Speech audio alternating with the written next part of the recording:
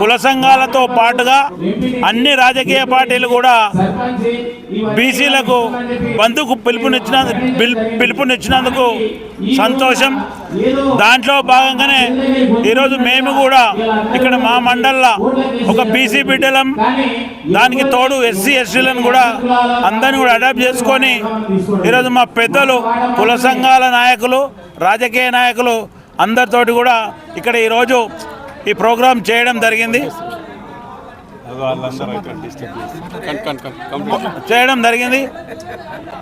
దీనికి అందరు సహకరించినందుకు పెద్దలకు నమస్కారం తెలియజేసుకుంటూ, అంతము ఇప్పుడు ఆరంభం మాత్రమే, అంతం కాదు. ఏది ఏమైనా మాకు 65% బీసీలో ఉన్నాం కాబట్టి మాకు అందులో 42% ఇస్తేనే ఎవరో కొంతమంది దాన్ని డిస్టర్బ్ చేస్తూ ఉన్నారు. 42% వచ్చినంత వరకు మేము దేనికైనా సిద్ధం. దాన్ని తెలంగాణ ఉద్యమం లాగానే తీసుకొచ్చి ఖచ్చితంగా మేము మా ఆశయాలు మా సంఖ్య సాధించే వరకు బీసీలము ఏకమై వదిలిపెట్టమని చెప్పి తెలియజేస్తూ ఉన్నాం.